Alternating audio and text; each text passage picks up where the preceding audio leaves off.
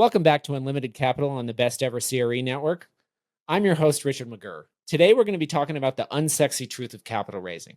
It's not about the perfect pitch deck. It's not about the slickest CRM. It's about building the systems that help you maintain hundreds of investor relationships and convert those into investments. Our guest is Marisa Amirian, the founder of CapBloom.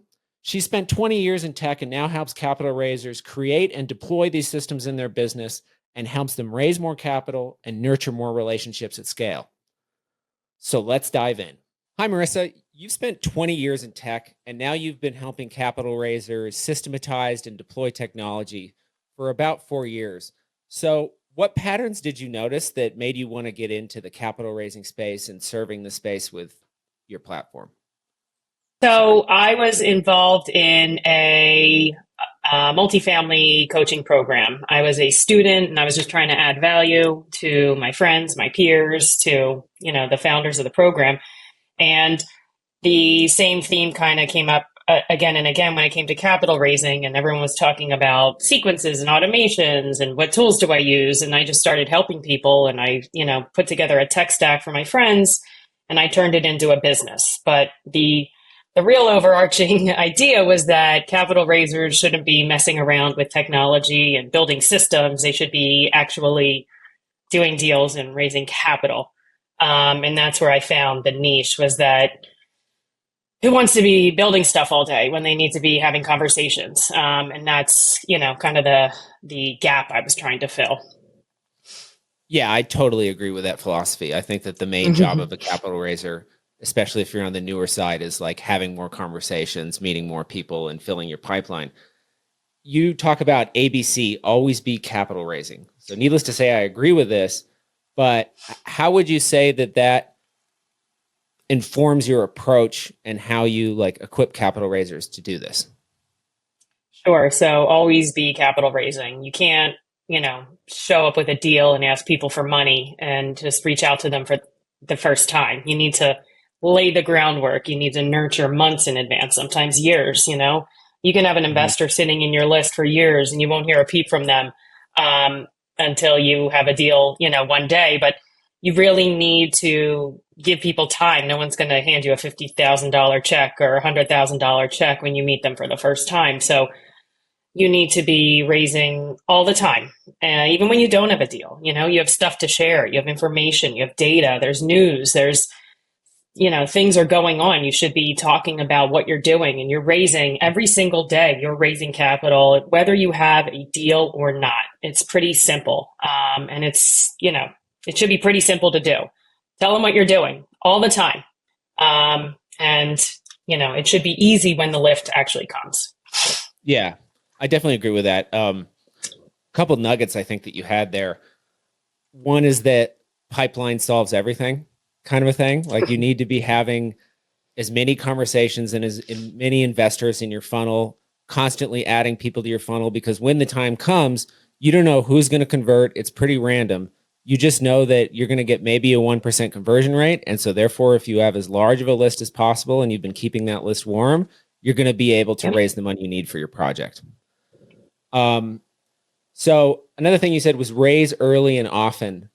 What does that look like on a more tactical level? I think it looks like sending emails daily, if you can handle it, a couple times a week. One of my most successful clients said to me, if he has a 45-day raise, he's sending 45 emails. That's a daily email during a raise. So, if you want to work backwards from that, you can send emails a couple times a week. But again, it's that always be capital raising. So, you need to prime your investors. So you can't show up one day and ask them for a check. You have to make sure they know the deal is even coming, that you're doing deals. Like, they should know that deal has been in the works because you told them about it a couple months ago, So I think the two go hand in hand, ABC and early and often. And I say it all the time on LinkedIn, like, you just can't show up. You have to be there all the time. Consistency wins. So you just talked about a topic that's very close to my heart, email marketing. And I would Yes. say I very much agree with you in terms of like volume of email, especially when you're like doing a deal. Um, Yep. this phrase goes, it's a little extreme, but I think it's a little tongue in cheek, but unsubscribe, buy or die. Yeah. In terms of Sure. like, if someone is going to unsubscribe because you're trying to raise capital on their list, they don't belong on your list. It's okay. And also that's not a judgment against them. It's also not a judgment against you. It just means they're not a Yeah. fit for your list. So like, don't worry about it if they unsubscribe. Good But riddance. daily Yes. emails for sorry, what was that? Good riddance. It's Yeah. okay. You should welcome the unsubscribe. I'm spending money on you. I don't want to spend money on dead flowers. Like you need to be watering the right, plants so that you get the right fruit. You don't want to be, watering flowers that aren't going to bear fruit. Yeah, totally agree with that. Um, so let's talk about a minimum viable system for capital raisers. So if someone's like on spreadsheets right now and Gmail, where do they start in systematizing both like with processes and with technology? So the first thing I want to see is just at least a list, right? A list of my, investors with email addresses, preferably, and even phone numbers. That's the first thing I kind of tell my clients to do. And we have a lot of bells and whistles, calendars and landing pages and websites and this and that. But really, I think, when it comes down to it, you want to own that list. You want to own the data. You want to own your own email list so you can email people, right? So that's basic. Mm-hmm. And then you want to start getting a little bit of segment. So if you can tag people, I like custom fields and putting people in columns so I can sort data and I can slice and dice and get people into columns or, I like the visual pipeline, but you can just have lists of people who are, you know, friends and family or, warmer leads or high net worth individuals. And if you're trying to target accredited investors, maybe you can find out some information or put people into buckets in some way to sort of segment. And then, you want to be able to track these conversations, right? You don't want it to be in a spreadsheet and in a Gmail and you're hunting through and searching for people. What is the last thing I said to this person? You kind of want it all in one place. And that's why I like a CRM for this. You want the email capability and you want to be able to track who's opening them, who's clicking the links, and so you want to be able to put links in there and send more email. And so you can see who's clicking and give them more opportunity, right? It's not just, I want to tell them something. I want to give them some fodder. I want to give them something to click or unsubscribe so that you can see them do something and then put them into that bucket of sort of engaged, and I think those are just the basics. Does that make sense? It made a ton of You sense. agree? Yeah. The one that I really liked is you got to be able to send emails. Like, Yeah. I think that like Yeah. emails are the core of any marketing operation, especially capital raising, because these are very complicated products. And that also the second part you said, it's the engagement with those emails that really is going to help you make the best time with your sales follow up. And the classic loop is somebody clicks on a link, they're probably interested. You should probably give them a call. That's like the very basics. Like you talked about, creating engage buckets and everything like that. So how far do you usually take that in terms of like automation based on engagement during a capital raising? So we have a number of automations, that we're just looking at which links they clicked. Did they show up for the webinar? We're doing some scoring. If they clicked the link and they showed up for the webinar and they booked a call, they're getting higher scores. And then, if they're constantly engaging, they're staying in a scoring loop that keeps them in like a recently engaged. So they're not just, they have engaged, they're recently engaged. So there's a number of ways that we can say that somebody's warmer or, more qualified. So somebody who's more qualified may have also filled out a form and told you that they want to invest $100,000. So we're tracking that too and assigning values in the pipeline so we know how much the pipeline is worth. But again, that all takes prep too. Not everyone's going to fill out that form the first time they get it. So you want to send that form out a couple times in your cycles throughout the year. Hey, fill out this form. Tell me how much money you're willing to invest. Have you invested before? All those silly things that people fill those out. One of my clients, his pipeline is up worth $72 million right now. That's what his dashboard says. He can't raise that right now by pushing a button, but he can raise a fraction of that. He knows something about a lot of people in his investor list, So to me, more data is better. It's clicks, it's what they clicked, it's how are they engaged, it's what form they filled out, and what values they gave you. And if you can see it all in a dashboard, you can kind of make some sense of it.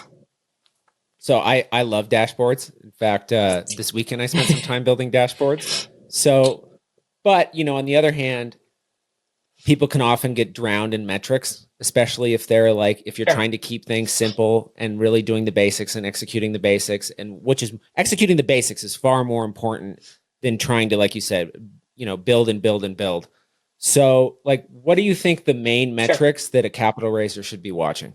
So, the main metrics for me would be how many phone calls I had, how many conversations I had, and just trying to get on the phone with investors. So I can build you a system and it can automate the crap out of your life, but really it's getting to a conversation. And it's, so that would be my metric. Sending out them emails to get the clicks, to get people on the phone. I think everything kind of dovetails into the next stage in the pipeline. I totally agree with that. And actually that was an unexpected response. I was expecting to hear something pull through on leads to conversions or all this other minutia. But at the end of the day, what matters is how many calls are you making? Because I think what that gets down to is stuff that's under your control versus not under your control, and how many calls you make in a day and how many conversations you have in a day or a week or whatever. You can absolutely control that. And if you make 10 times more calls, it's very likely that you're going to raise, 3 times more capital, 2 times. You're definitely going to raise more capital if you put in more activity. And so I thought that was a great response. I was really pleasantly surprised when you said that. Thank you. Like I said, I was expecting unsubscribe rate, open rate, all these little things. Yeah. I worry about my clients' open rates. They don't worry about it, but to me, it's really a technical situation. A lot of them are sending really good emails. We're sending really good emails on their behalf. We have really good open rates, but I don't even expect them to be worrying about that. I do think some of them look at it. Some of them do not. Some of them don't even know what an open rate is, but I think it's important, but I think at the end of the day, if you're really trying to move the needle, you're trying to have conversations with people. You're trying to get them to, I know it's so tired and boring, but it's know, like, and trust, right? You need to have these conversations to get capital. It's simple. And you need to ask for the money. That's another thing. If someone's hanging out on the list. You need to ask for the money. Yeah. Yeah. Without a doubt, if you have a capital raiser who's completely focused on technical marketing metrics versus the one that's just trying to make as many calls as possible, the guy trying to make as many calls as possible is going to absolutely crush the other guy. There's no doubt about that. No. And that's a lesson that I would say we took a little too long to learn, because my partner and I are marketers and media people, and that we have a very large list. We're blessed with a very large list, and we're really great at webinars. And then something we learned is that we really had underinvested in the sales fundamentals. And then when we fixed that, we quadrupled the next quarter, quarter over quarter. And then it's been all up and to the right from there of just focus on the basics. It's amazing. Yeah. So, speaking of scaling, what breaks when someone goes from, say, $500K a year to trying to raise millions a year? What do they have to improve, and what's lacking there? So I think focusing on specific people. specific investors. You can't focus on everybody. You have to focus on the ones that are either, engaged or in your top list. I have a client who has a top 50 and he has 1,700 contacts, but he knows what kind of checks those people are writing. He knows a lot about them. I mean, he tracks everything about them, and those are his top people he goes to first. So again, it's really like segmentation, but knowing your list, and kind of, sometimes there's different theories too that people have. Like if you know your list, you chase deals that your list is even interested in, So one of my clients only chases deals that he knows that his like techie base is really going to be into. His investor list is filled with techies. So he chases a certain kind of deal, So I think kind of being niche and catering to your investors and having that kind of investor first mindset. But knowing who is in there is really important, and focusing on not everybody, just some. So another undertone of what you said there is the relationship development component of a new lead. So I've actually struggled this as well because my pipeline is built around deals versus the relationship development component happens like way before someone is qualified or likely to invest. But like you still have to find a way to identify the people that are like, say, engaging more than normal or like on the pattern of like, oh, this person is clearly interested in my stuff, and then call them out as high potential and then take the steps to develop that relationship. Like you said, it could take 3 months, 6 months, a year. It'll probably take at least 3 months. I'll put it that way at a minimum. So how do you separately track the relationship development or stay organized between relationship development versus I'm raising for this deal? Because those are like completely separate processes. They're related processes, but that they're two separate processes running in parallel.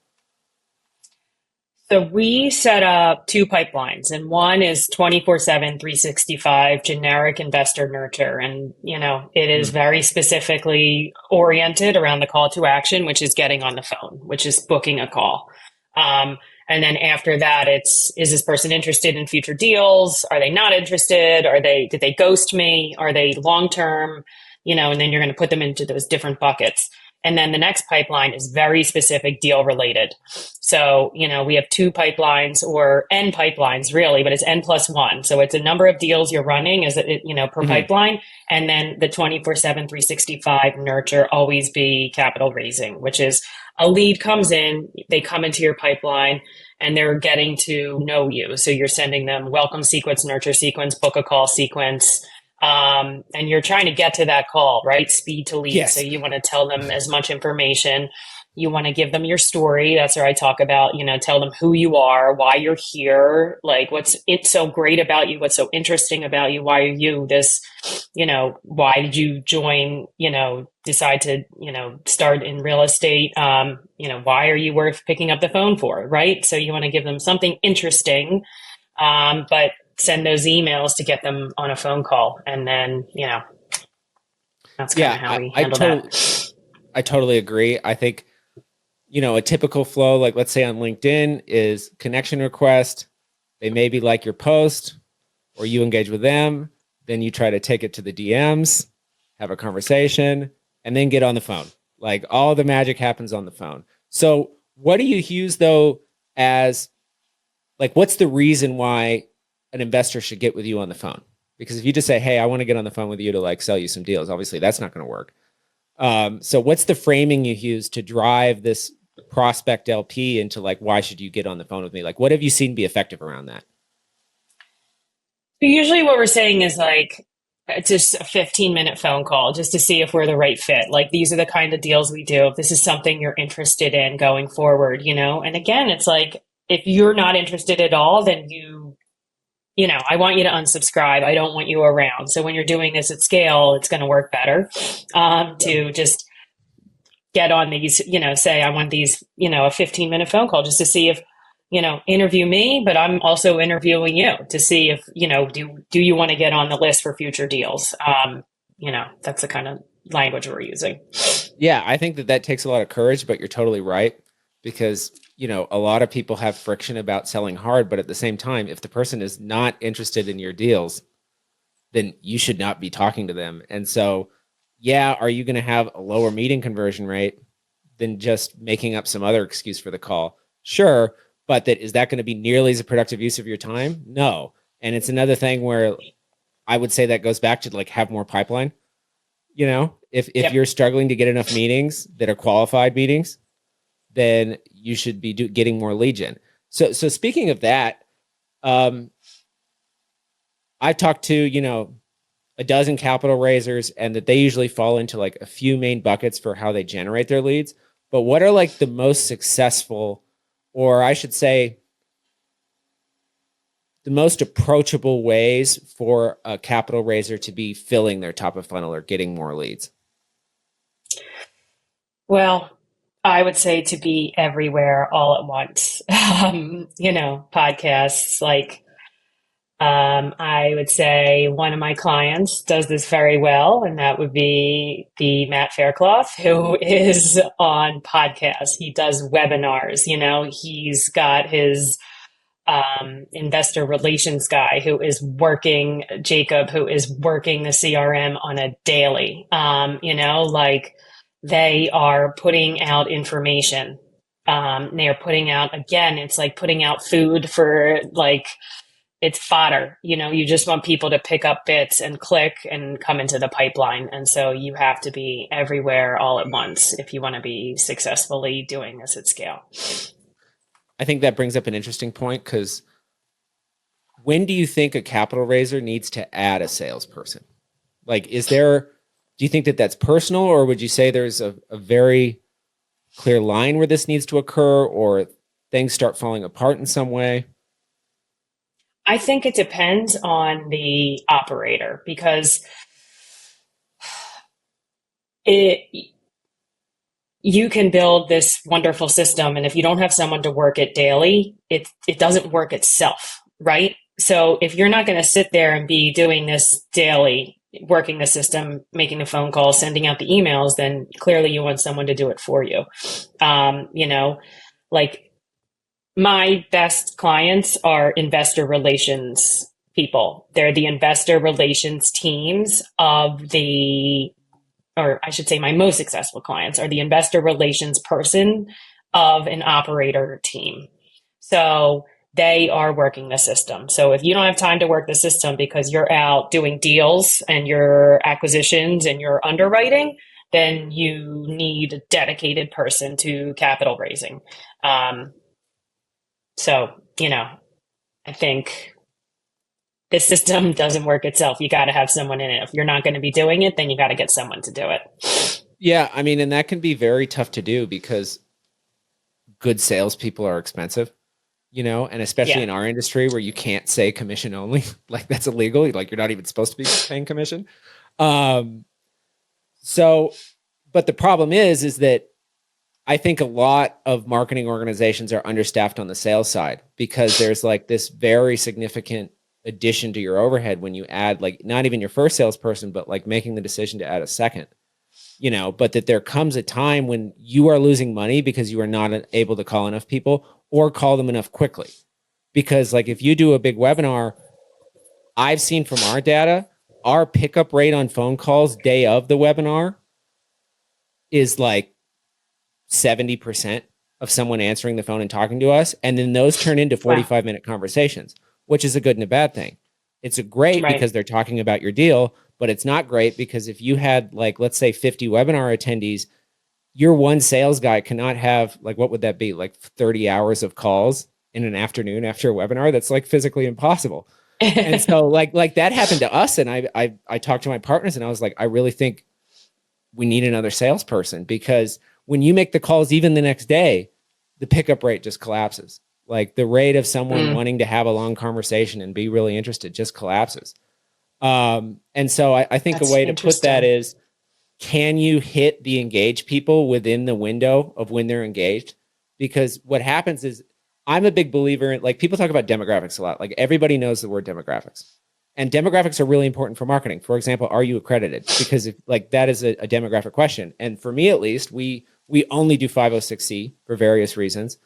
But if you're not accredited, then that's very important. I need to know that because I shouldn't be calling you. But what's more important than that is something called psychographics, and that is the emotional state of the buyer. And I believe that that is what drives the vast majority of the process for someone buying is their emotional state, and then logic actually falls behind. And so where I'm coming with all of this is that you need to call the person very, very quickly when they take action, because that is when they are in the mood to learn more and talk about this. And you have to like talk to them in that emotional state, encourage that emotional state, help them justify that emotional state with logic, aka objection handling and everything else like that. Because if you call them 2 days after the webinar, I mean, I don't have the exact statistics, but like your successful call rate is probably going to drop 75 or 80%. So like I said, if you do not have time to call all of the leads the same day as the webinar, or at least the attendees, that's probably a sign you need another salesperson. Rant over. Yep. And we can totally automate that. Oh, So, tell me more. I mean, I love automating things, and I'm not talking about just sending automated robotic emails, just automating actions. There's a lot of technology inside of our platform and all the platforms. So, you could automate if somebody clicks something, send a task to someone to call that person, but also call them too right away. And now there's voice AI capabilities inside these platforms that will make the phone calls for you. So, I think there's a lot of technology out there that we could be trying and playing with to make some of this to grease the pipes a little bit. So are you guys actually using these AI voice tools like 11 Labs or something like 11 Labs in your capital raising process? Like that's fascinating. I haven't talked to someone who's doing that yet. No, I have not done it yet. I want to. Not everyone's up for it. Not everyone is up for the automations. Not even, I have some clients who don't even want to send texts. So, I think it's really on a case by case basis, really what people want to do. And that's what we do is we tailor the whole system to really what they're up for.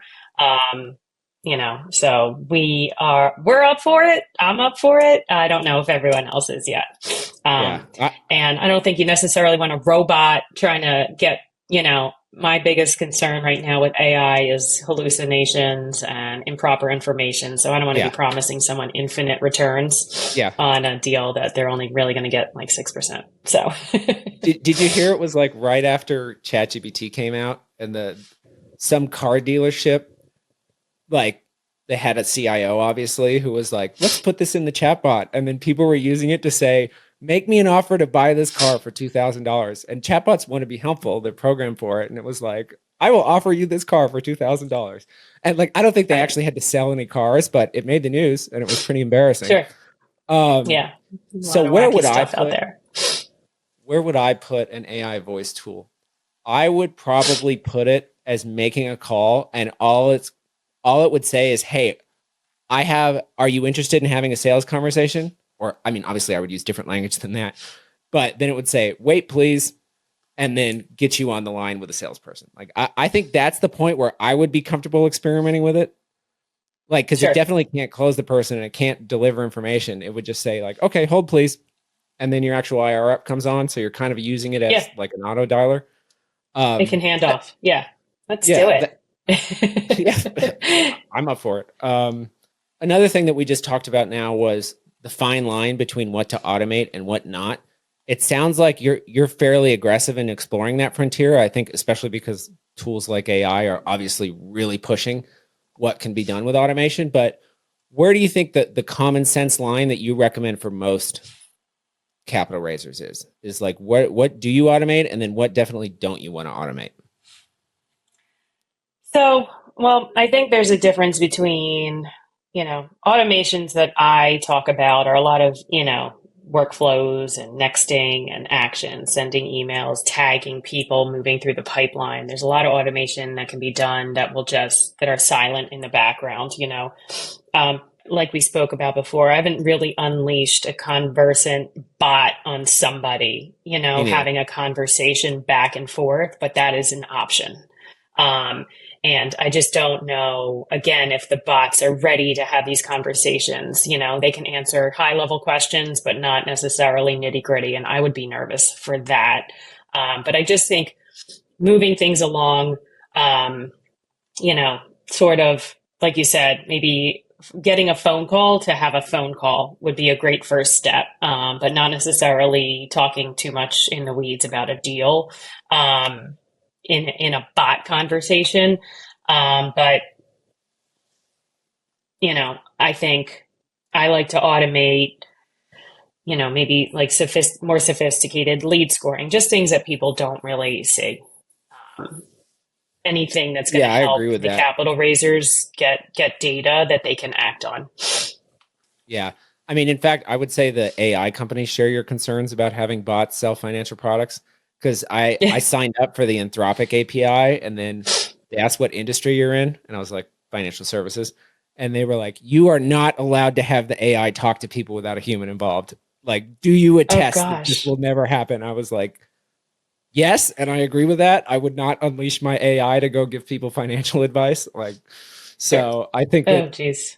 yeah, for where we're at today, even the AI companies like probably won't even allow you to do that. That's the Um, line. so how much do you use? Because you talk about tagging and everything like that and emails. So how much do you segment your email list and like common sense? Because I also think that segmenting is one of those things where you can hypothetically like go crazy.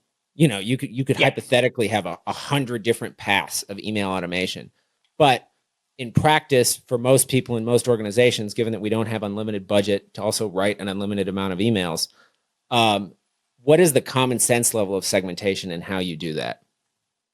And then what does each segment get? Like, how do the segments differ?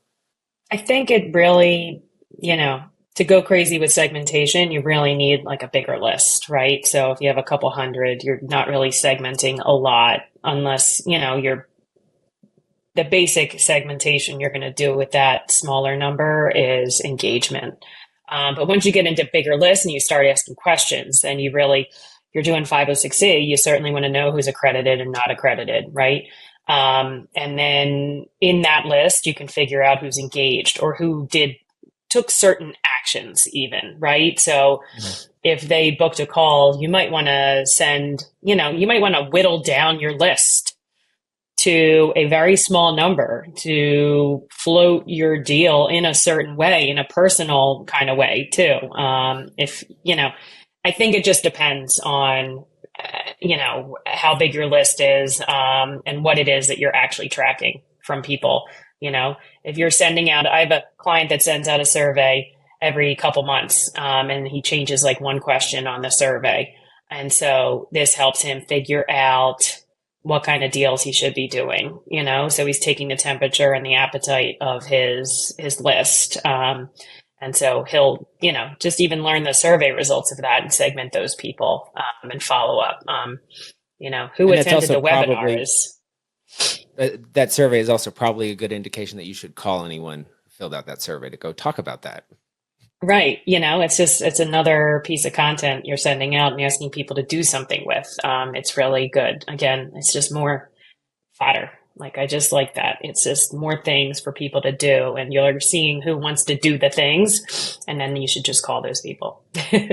Yeah, I mean, especially because what that creates is I'm imagining there's a question on the survey of what kind of deals do you like, or do you want growth or income? And that is just begging for a conversation of being like, hey, you said you wanted income, right? I've got a deal for Yeah, you. And then that sure. creates the what's it called, cognitive dissonance, where the person's going to be like, no, I don't want income. Nope, they told you they wanted income, so they are going to hear you Yeah, out. yeah. Um, Tell me more yeah, all about that that. stuff. So, what would you say are like the top three common mistakes that people make with their CRM? Well, number one is setting it up or letting me set it up for them and then not using it. So, Yeah. um, people spend money on these tools because they think they're doing something, but then they don't use them. So, I think that's number one. Um, Number two, again, it goes back to the always be capital raising and early and often is communicate with your investors. and feel free to over communicate. Again, it's like, we don't want people here who are not in the club. We want people who get it. The more people you can get into the funnel and, get them to leave right away, that's fine too. Like, again, it's just, so you always want to be communicating. I think those are my two top big mistakes. Not working the system and not communicating are the biggest mistakes. What would be the third mistake? I mean, those are the big ones. Those are not solving sending enough email all the and problems. not logging in. I would say the third, Yeah. you already said it, which is not calling the list. So if you are not making calls Sure. and sending emails and logging into the system, I believe I said that on another episode, that is the job, period. Yeah. Sending emails and having It's simple. calls. Yeah. So no, that was great. So let's go into a lightning round. So what's a daily habit that you commonly see that separates a very successful capital raiser from someone who's struggling? Is sending emails and making phone calls a good one? Great answer. Okay, I guess I answered that one for you. Yeah. Well, and it's definitely the most important one. Someone who's been ad hoc capital raising and wants to get systematic about it, what do they do today? They should call me and sign up for a demo of CapBloom and let us get them set up so they can focus on building relationships. And we'll set up the whole system. We build out the whole thing. We write all the content for them. We turn on all the automations. But today is number one tactical is get your list together. Get a list. Put it somewhere. Put it in a spreadsheet. Some people show up to us with no list, and I don't. And they probably have a list. They but just haven't. They haven't. Yeah. Everybody's got people on your phone. That's the top of your list, and then you've got your people on LinkedIn. That is your list. Yeah. Get your list. Get a list. Put it together. That's the number one thing that you should do. You need a list. Yep. So thanks, Marisa. I think this has been great. How can people get in touch with you? Where can they learn more?